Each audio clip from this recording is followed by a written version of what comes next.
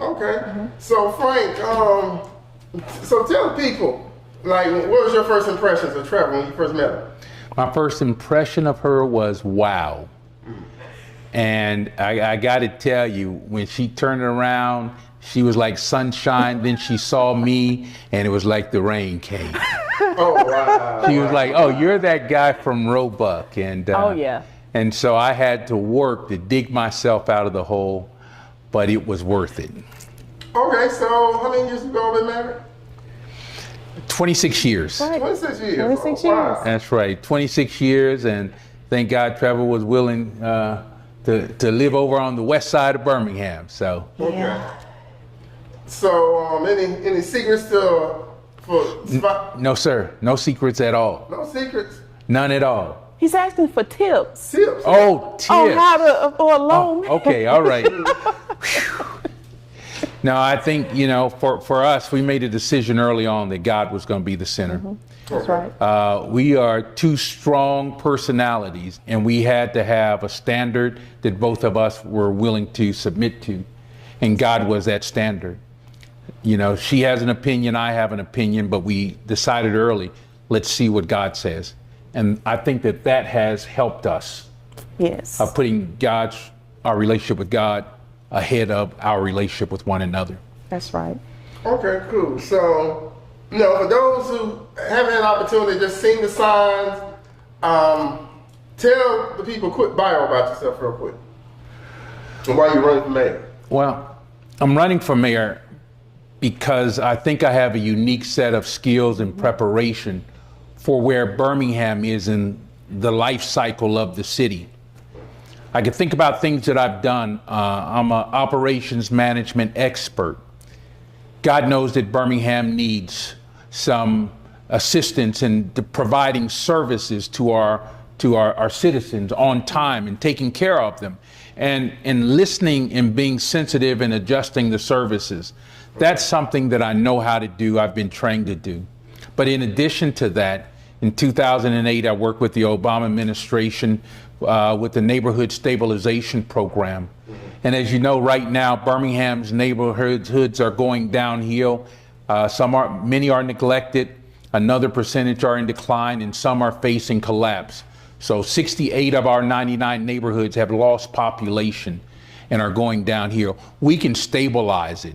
We did it during the foreclosure crisis here in Alabama. We can do it again. And so that experience, being over the State Land Bank Authority, how do we use the land bank in an effective way to deal with abandoned and blighted properties across Birmingham, Alabama, especially in the west, north, and east. So my background has lent to that. I've led leaders. When I was chairman of the State Land Bank Authority, Lieutenant Governor Ivey was on my board, and the head of the House and Senate in appropriation, and the heads of agencies down in Montgomery. I've led leaders, and I think for where we are to go forward, we're going to have that experience in leading leaders. I have that experience. Economic development. I've worked in economic development. I was a part of Blueprint Birmingham that created the Birmingham Business Alliance, collapsed the Metropolitan Development Board, Operation New Birmingham, and the Chamber to create the BBA. I met with those leaders for a year, and we talked about the direction that Birmingham was going to go, where the jobs are. I was at that table. We left off at the end, our small businesses and neighborhoods. I am a person that understands where we are, where we're going, and what we need to do to bring them along. Okay, so what do you think? I want to go back to, like you said, the neighborhoods are dying, and you came across a lot of, let's say, blighted, overgrown lots, yes, unpaved roads. Some unpaved roads ain't been paved in who knows how long. Yes. How do you tackle something like that if you're elected within the first, 90 days? Well, let me say, it's not as difficult as you think. Mm-hmm. I've heard this administration say that every year they've paved all the roads for $15 million. In operations management, we don't pave every road. We pave the roads that need it, or the roads that are most utilized. And so what we do is we prioritize. So right away you begin to think there's no need to pave roads that are hardly ever traveled. And then there's a need to more frequently pave the roads that are greatly traveled. All of that is experience and putting together the right team. We can do that in the first year, but also with the roads, in the franchise agreements with the utility companies. So the utility companies sign a franchise agreement with the cities. Part of that franchise agreement is usually that if they cut 3 times in a span, let's say the block in front of your house, then they have to pave or repave that entire span. Not just where the holes are that they created on the roads that were oftentimes recently paved, but for that whole span. So that when we got Warrior Road paved, next thing we know, utility companies came through and cut it, and now we're going down the roller coaster again. All of that is management, putting the inspectors out. That's not hard to do, Jarvis. That's just speed, logistics, allocation of resources management. When it comes to the blighted properties, we've got 20,000 vacant homes, and we probably got about 30,000 vacant lots. We're going to use the land bank for why we created it in the first place. We traveled all around the country looking at models that work, and this isn't rocket science. We are not the first city facing this. That's right. We've got to the city is not in the lot cutting business in the sense of this is what we're going to do. We paid millions to cut lots.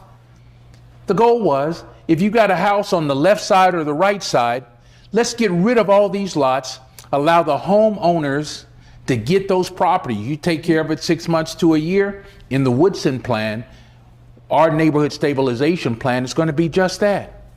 You take care of that property for 6 months to a year. We're going to give it to you, right? We're going to give it to you. We're going to win in the end because that property is now back on the tax rolls. 2, we don't have to pay city workers to cut those lots. 3, the housing values go up. That's right. So we're going to win. But also in that, we're going to take these 20,000 houses that we look at and we say, oh, just tear them all down. No. Jarvis, those homes have good bones to them. English tutors. These are the homes that were in Homewood, the homes that were in Mountain Brook. Across this area, they are beautiful. We live in one that's 100 years old. Oh, wow. Right? An English tutor. Listen, we're going to take those properties, clean them up in the land bank. I'm so excited about this. And we're going to put people through a HUD certified home ownership program. And we've already got agencies that do that. When they come through, they will be able to get a construction loan to get that house to where they want it to get to.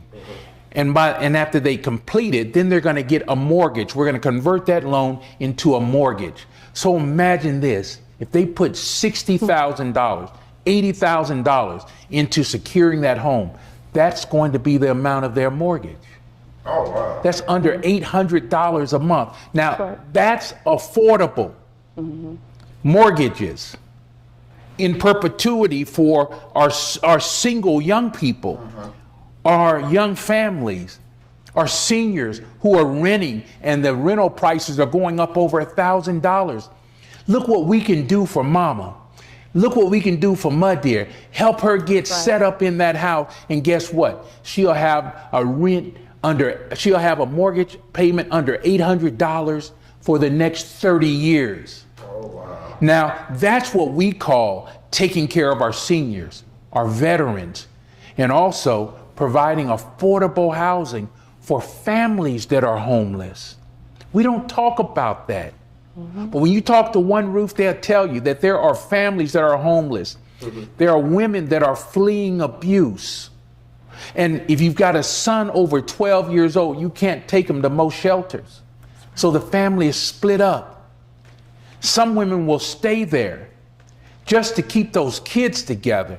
And we got to give them options, working with nonprofits to be able to help them to obtain housing that is affordable, $600-800 a month.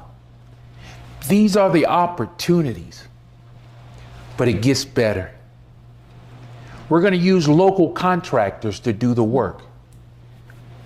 Think about that. Local contractors that have a hard time fighting against the titans of construction here can have 10,000 homes that they can draw from in that pool, as long as they're willing to have an apprenticeship program in which we can take our young men and pay them living wage jobs over $20 an hour. And if they do that, what's the benefit for them? Well, we're going to cover half of that person's salary for the first 6 months. Oh, wow, that's incredible. All right, that's going to give them the opportunity to build. And guess what? In our partnership with the state apprenticeship program, then those young people are going to get a meaningful certificate that is nationally recognized, meaning that they'll be able to work beyond this company. They'll be able to work anywhere in the country. And at the same time, housing property values began to go up because we removed the blighted properties.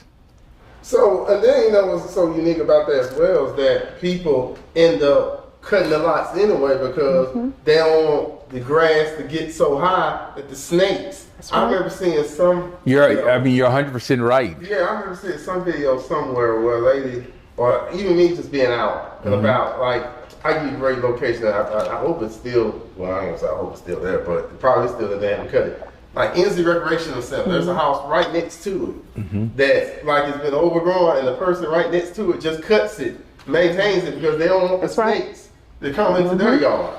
Inslee is one of those communities that is facing collapse. Yeah. Neglect is when city services kind of drop off or something like that. That's neglect. Right. Right? You see a broken window and something like that. A city moves into decline when you start seeing broken houses. You start seeing more people loitering, right? You see the homeless come in and begin moving in the houses. And some use that up as the shop for when they walk through the neighborhoods and pick up a lawnmower here or there, and they begin to operate in that house. But when we start seeing blocks of that, like what we see in Inslee and Wylam, then what happens is businesses began to leave, and families that are able to leave, they began to leave, man.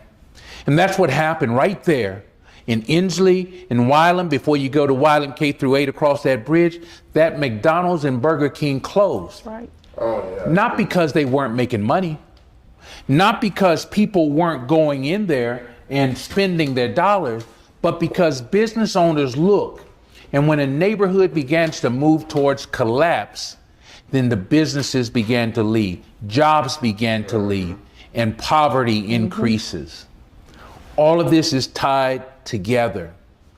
And I got to tell you, one of the coolest things is that as we went through Inslee, around that area where the rec center is, across the street at Avenue I, I talked to seniors over there, and here's what they told me. You know, I cut this lot for a lot of years, but my health isn't what it used to be. I'm just not able. All of the neighbors on the west side aren't old, poor, pitiful, lazy, slothful folks that don't care about their community. That's right. Folks have taken care of these lots, and they're having a challenging time acquiring the lots through the current land bank procedures. They have cared, they pick up the garbage, they keep their homes maintained, they walk their communities, but they're getting older. They've been there for us. It's time for us to be there for them. When we wanted the Barons to come back, we built them a stadium, and we paid 98% of it. When we wanted a stadium for UAB from our 1-cent sales tax, we built UAB a stadium, and we were the majority investor, us, the citizens of Birmingham. And then when we wanted an amphitheater right there across the street from Norwood and Druid Hills community on 23rd Street, what did we do? We put in 70% of the dollars on that. Yes, $5 million cash, but it was Birmingham that passed the lodging tax. And that lodging tax is paid to Birmingham, and Birmingham has taken that money and put it toward the amphitheater. And more than that, if you read the fine print, if the amphitheater comes up short, if they mismanage the funds and overpay folks, if they come up short, Birmingham has agreed to pay 2/3. Oh, wow. So that the bond debt will not default. So Birmingham, the citizens of Birmingham are the backstop, but we have no say in the management. We have no auditing to make sure that the overhead and costs stay in line. We have no say, but we have the responsibility if something should go wrong. It's things like this that have to stop. We've given to everybody. Now it's time to give back to the people that make Birmingham great. That's right. To the sons and daughters of those coal miners that died in these Winona mines. Mm-hmm. To the sons and daughters of the men that were picked up for loitering, and the sheriff would take bets on them to see how long they would live in the Winona mines, brother. Mm-hmm. To those that were in the steel mills of Inslee.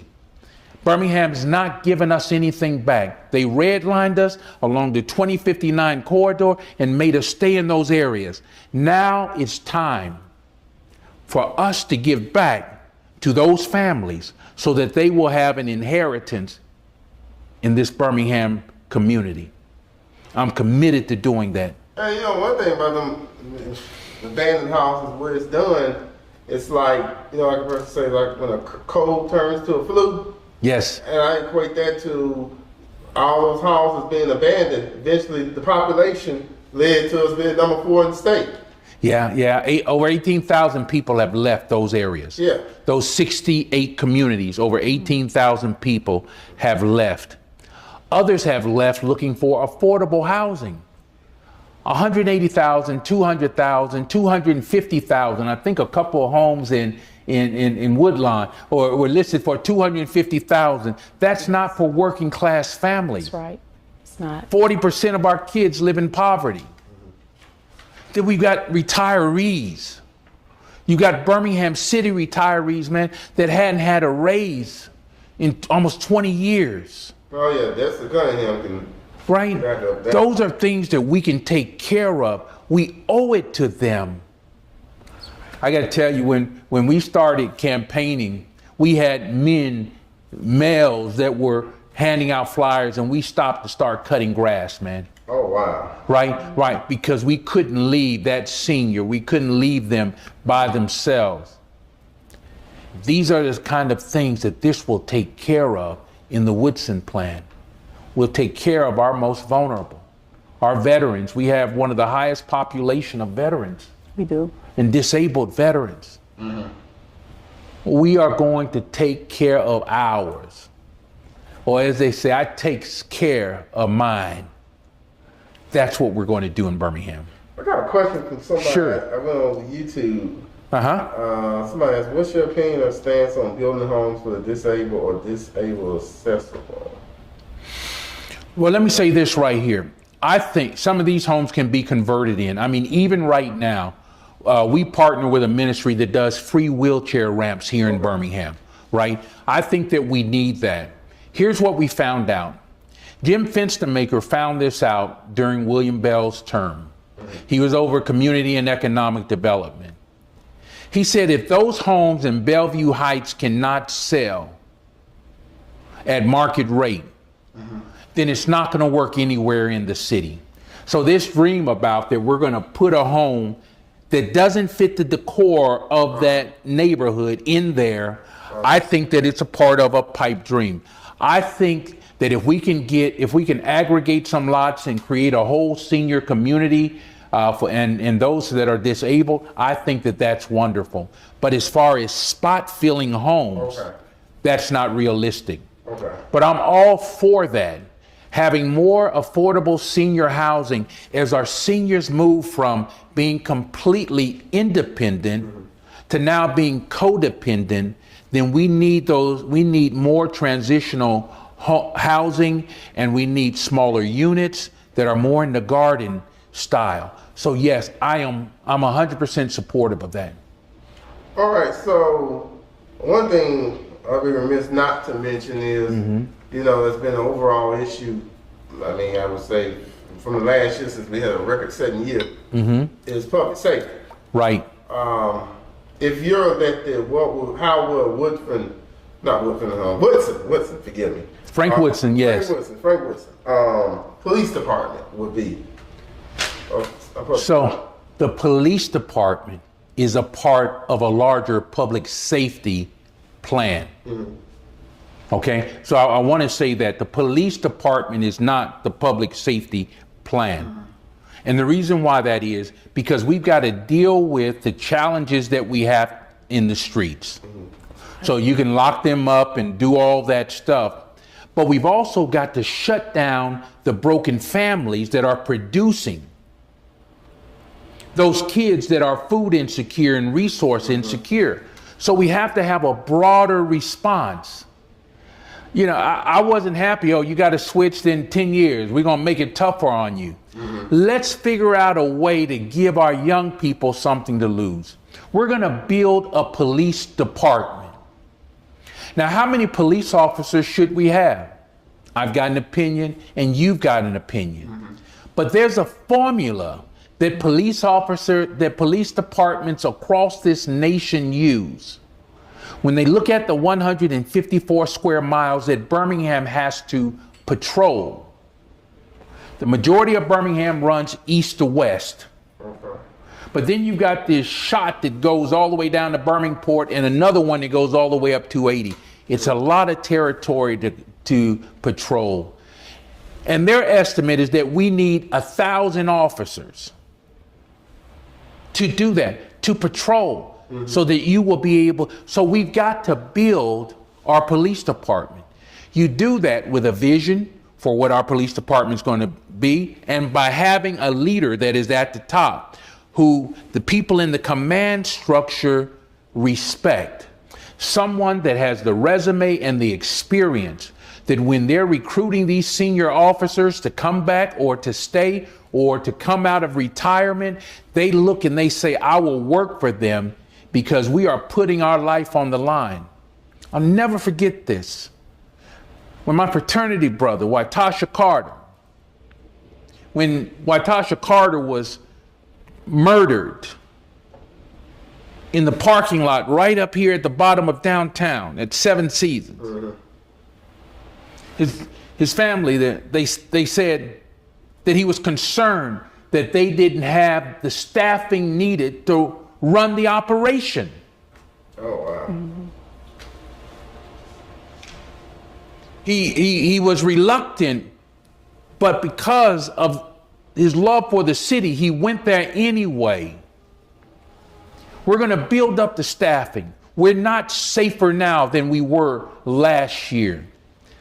Violent crimes are actually up. Homicides are down. And I said this in 3340, fact check me. Birmingham, at the end of this year, we're projected to be at about 38 homicides per 100,000. That will put us in the top 5 nationally for homicides. There's no pat on the back for that. Yes, families don't have to suffer because we don't have 140 folks or it's not 80 per 100,000. But guess what? You have a better chance of being murdered in Birmingham, Alabama than you do in Chicago. Wow, than you do in Houston, Atlanta, New Orleans, Detroit. And we ready to high five because we've gone down. We should have never been that high. And here we are. Oh yeah, don't you think? No, I don't think that. The first part of the year, homicides were down over 50%. But they weren't down over 50% in July this year to last year. They aren't down over 50% in August this year to last year. And so what do we have? All we have are these little beta males on television, on Facebook and social media. It's not the mayor's fault. It's not the mayor's fault. Even though the mayor said if there's a problem with crime, it's the mayor's fault. So I guess they're calling him a liar. And I said this before. The mayor is not responsible or the cause of the shooting, but he is responsible for the solution. That's right. And then when homicides drop, then that's all we can talk about in the news. Look at us, look at us, look at us. That's not how we do that. When times are hard, we step forward and we say, we have a problem. We've got to come up with a solution to decrease this. We've got to get the whole team on the field. That's all I asked 4 years ago, right out here on the balcony, 4 years ago. Can you put the whole team on the field? Can you put these pastors on the field? I know that a couple of them disrespected you, but look, these are grassroots people that are on the front line. Can you put them on the field? Can you put the nonprofits on the field? I asked him, he said, yes, I can broaden my tent. He didn't do it. This isn't the city's problem. It is our problem. And we don't get to say it's not our fault. It's not our fault. I mean, when the police come and knock on my door and there's an issue with my kids, I'm not going to say, well, it wasn't me. I didn't do it. It's not my fault. I'm going to figure out what I need to do to resolve it. That's what leaders do. And so now we're taking credit, but will you also take, the homicides are down by 50%, but will you also take credit for that we will be in the top 5 of homicides in the nation? I said 38%. 3340 fact checked and found out that it was 37.6%. I think that's close enough to 38. We've got to get the whole community involved. We got to have programs to get our kids involved in diversionary things, letting them get involved in extracurricular that gives them something to lose. We've got to build our nonprofit sector to strengthen the families, to create a circle of intervention. We've got to deal with food insecurity, and we're going to do that because we've located the dollars to make sure that every child in Birmingham, if they need a dinner, then that they can receive a dinner in their community. Every child from 0 to 18 can receive a free dinner in Birmingham, Alabama, so that no child has to go to bed hungry or appear at school hungry in the morning because they haven't eaten. We've got to strengthen the families. But at the same time, we've got to create living wage opportunities because many of our young men that are out there, that are in the streets, they've got a family to take care of. And you can't do that at McDonald's. We've already taken steps before we got in office. We brought the Dropout Recovery Program to Birmingham a few years ago. That was us. Myself, Perry Ward, John McMillan over Agriculture and Industries. We went down and we met with the shipyards in Pascagoula. We looked at opportunities down in Mobile in the shipyards. And we found this program coming out of Florida, Drop Back In. And that program was based upon the fact that the Department of Education pays up to the age of 21 for a child to get their high school diploma. Not 18. We didn't have to kick them out in the street and let them go. That's right. We didn't have to turn our backs on them knowing that they could not get a job that pays a living wage to support a family. So we brought that in. And that high school diploma, once they got that, then they were able to build. We've got to build on that, Jarvis. We've got to create the jobs. And that's what that Woodson plan will do.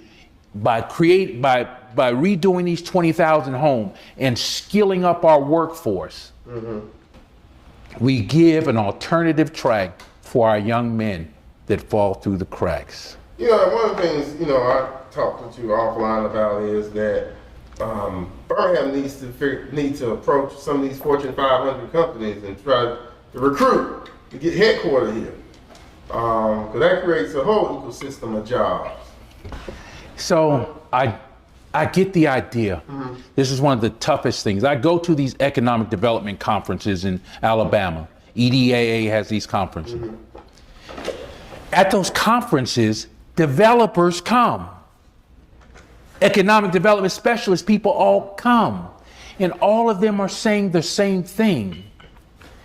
If the housing communities are in decline around your business districts, then you don't want to put a new business in an area that's in decline. It's not going to happen. If we're not investing in workforce development before we invite them. Mercedes wanted to build that big battery plant, and they can't connect people to the existing jobs.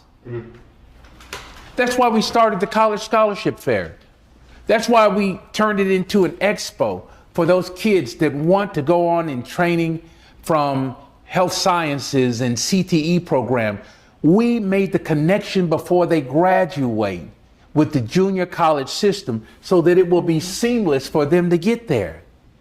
Right? We did that. But what about the other kids that aren't going to go to junior college or 4-year?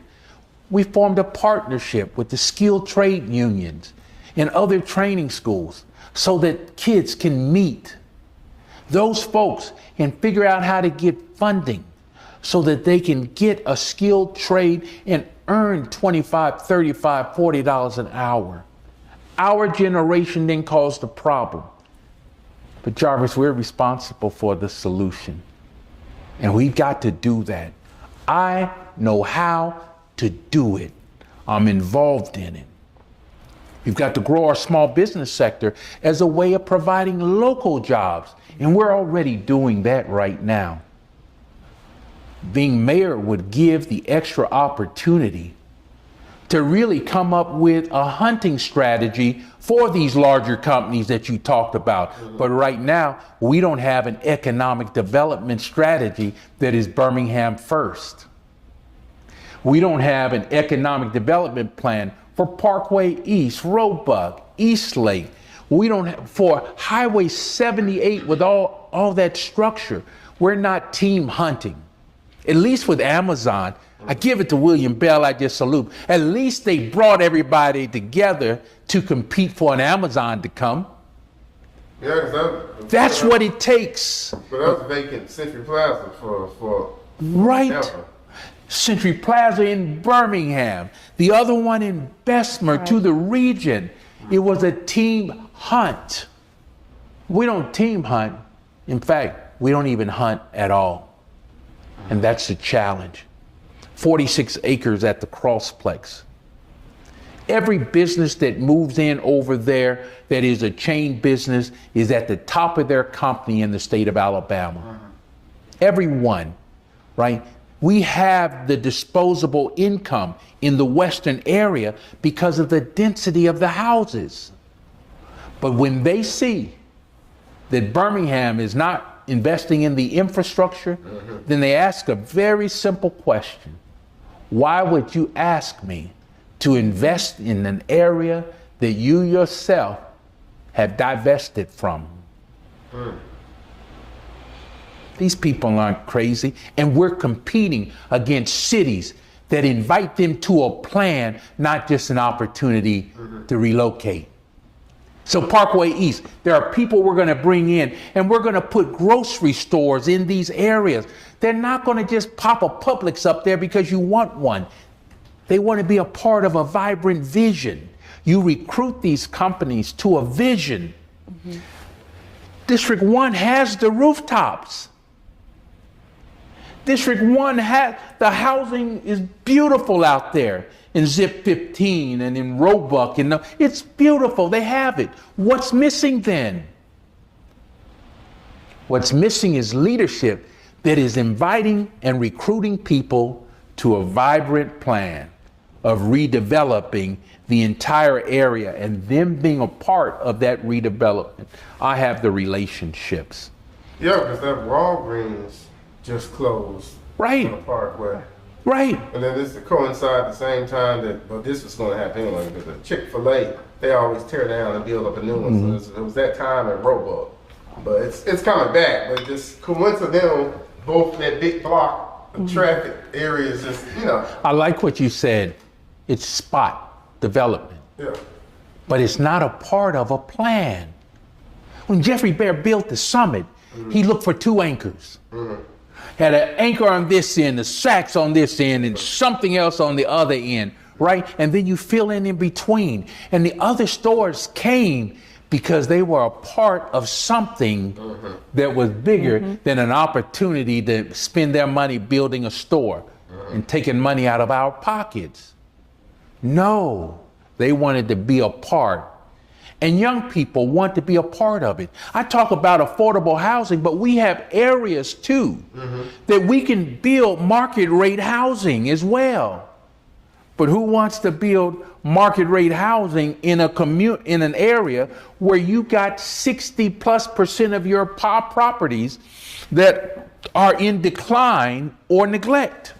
That's right.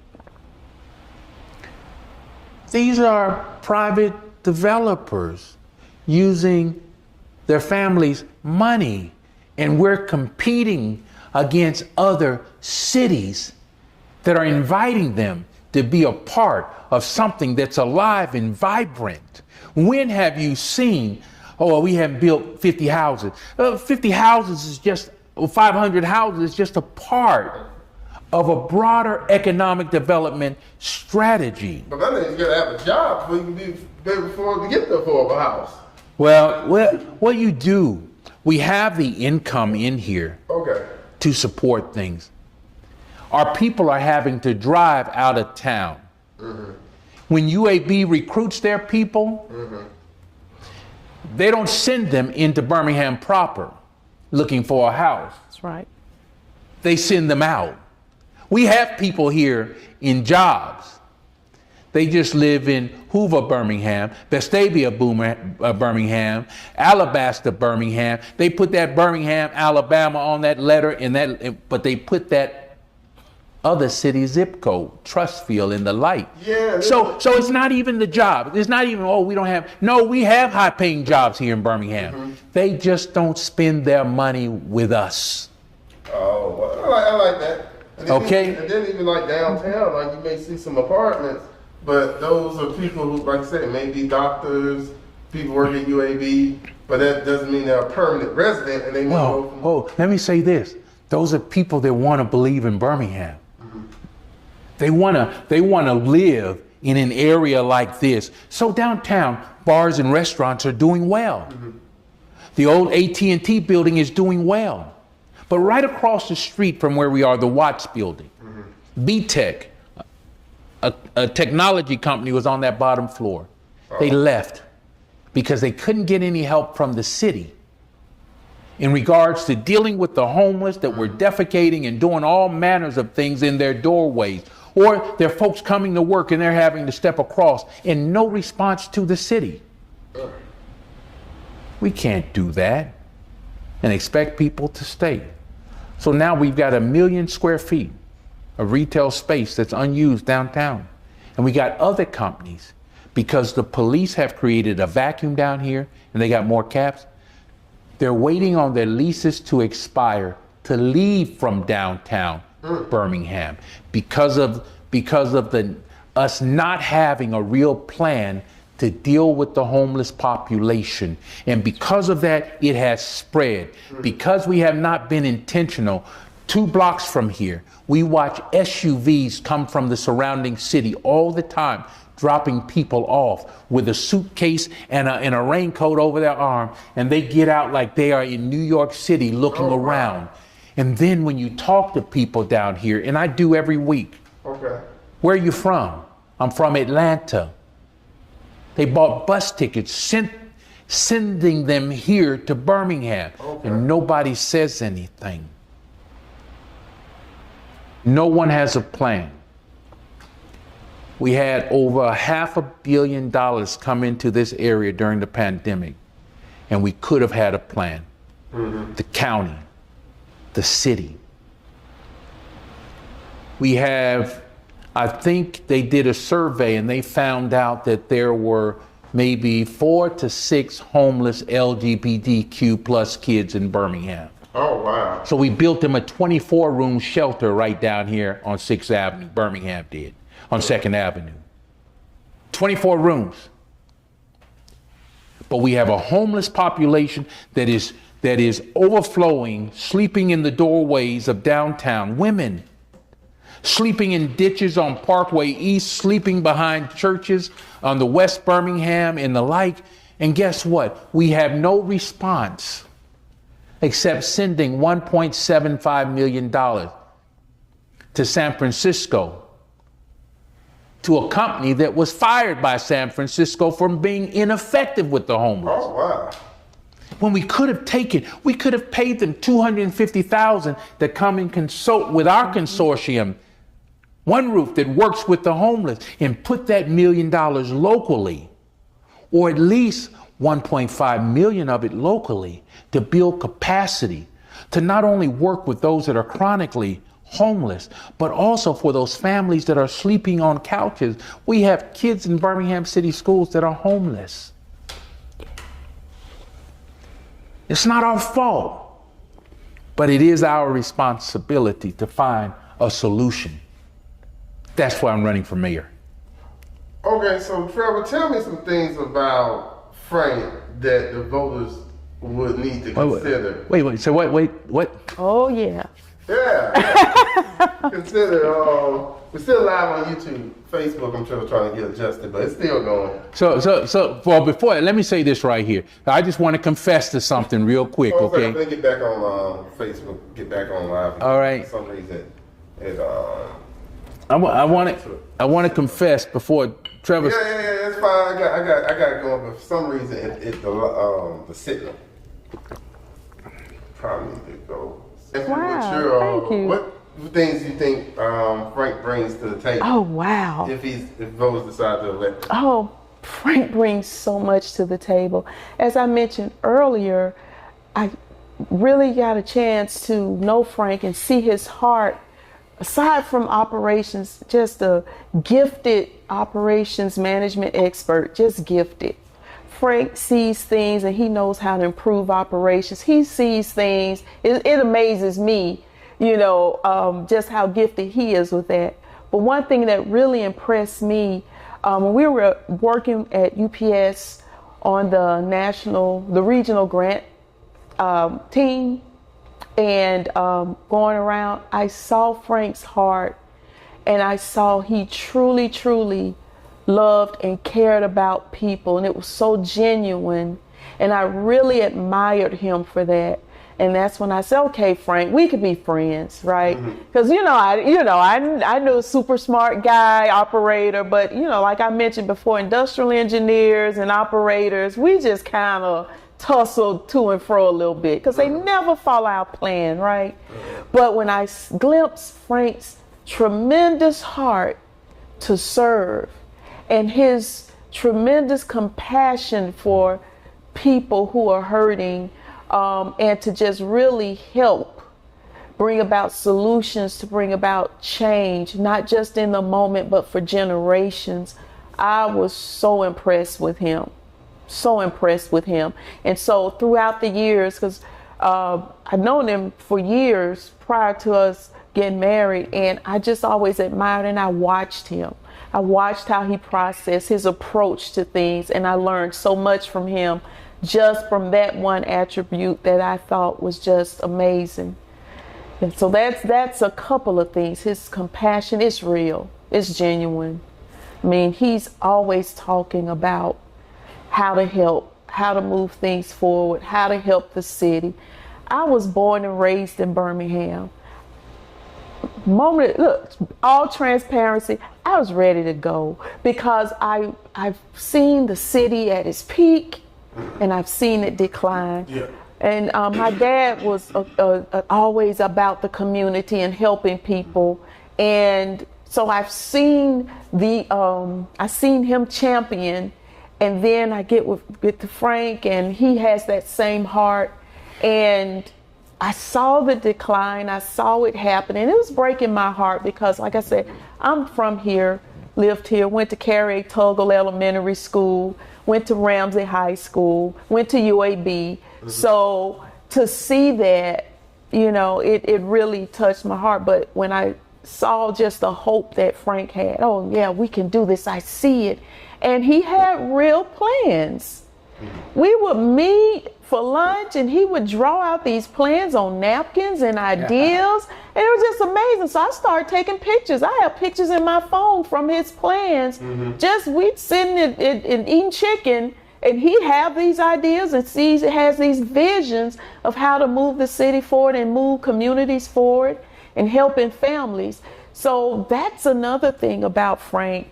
A lot of people may not know, but I know that he has plans and I've seen him execute them. It's just not big, audacious dreams and goals. No, these are executable plans, real strategies that can be implemented. When I say 30, 60, 90 days, I see it. I see it because he lives it. He breathes it. He talks about it all the time. So what do you want voters to know coming up this Tuesday? I think I want voters to know that they have a choice. Okay. There are a lot of people that they like. But you're hiring a CEO to run an Alabama Power, a Bell South, or whatever, a municipal corporation. And you've got to have a CEO that can bring the best and brightest together to deal with the issues that are at hand. I think that God has prepared me for such a time as this. This isn't a clout move for me. If I'm not mayor, there are other things that I'm going to work on. This is not a career that I'm going to have or I'm not going to eat for the next 20 years. That's not what it is. I've been in rooms in Mountain Brook, I've been in rooms in Fairfield, I've been in rooms in Brighton. I know how to bring people together and get things done, but I also know that the treatment that we've been getting in certain parts of our communities, of our city, the indifference that is there from the sons and daughters of Birmingham, it's like we've missed something.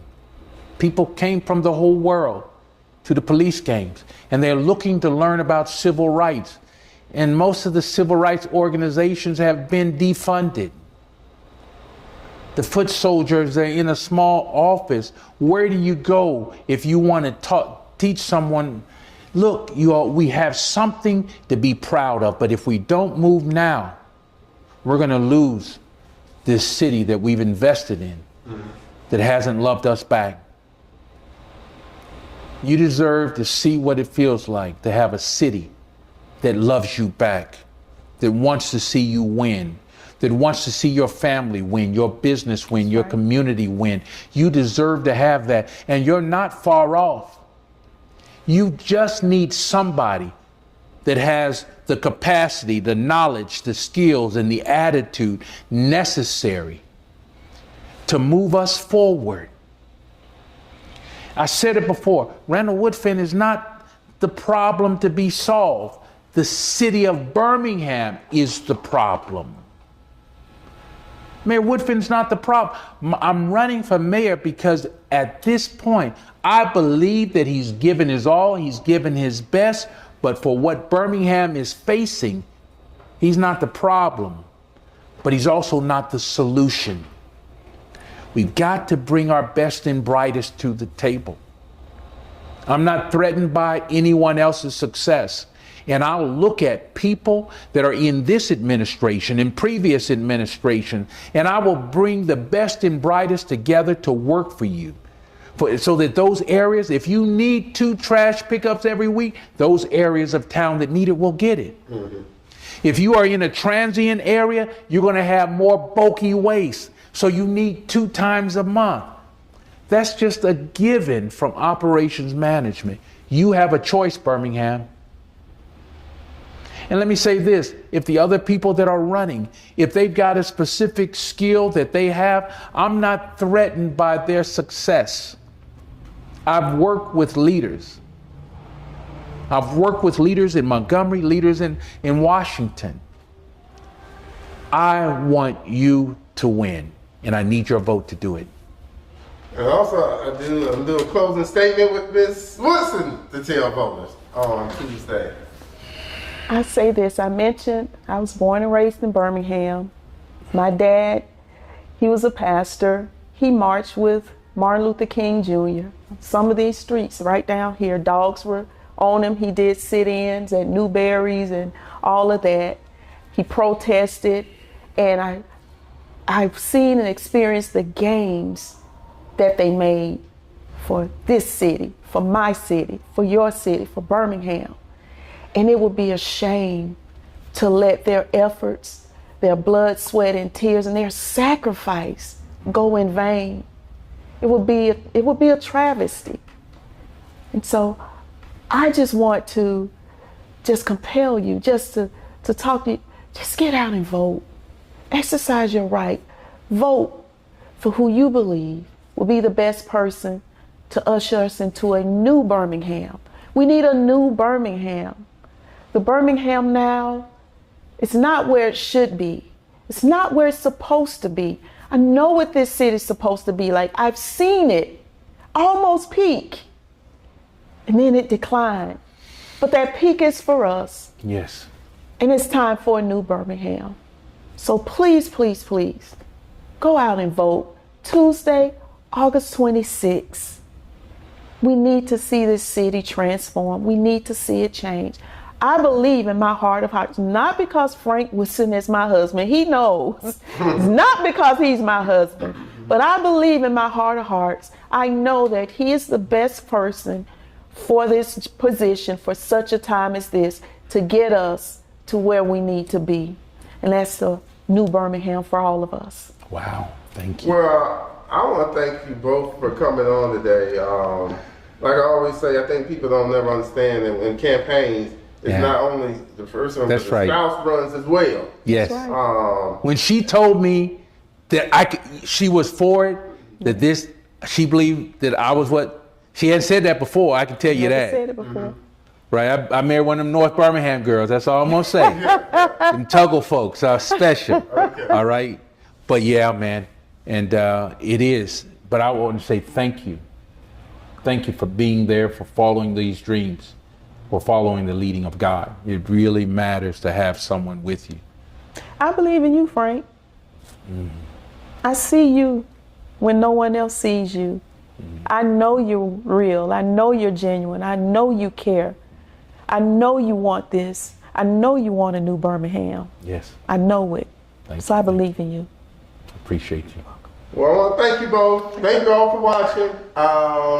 Don't forget to go out and vote. I'm calling Facebook Birmingham and YouTube Birmingham that's been watching.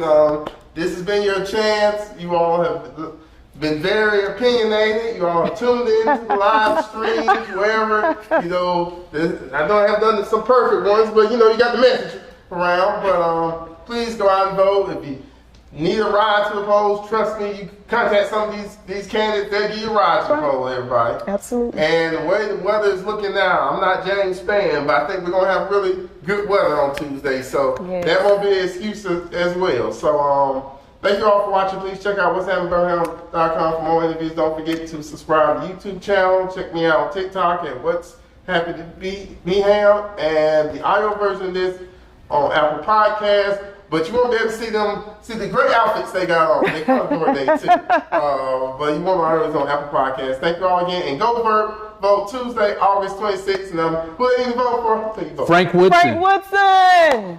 Thank you all. For you.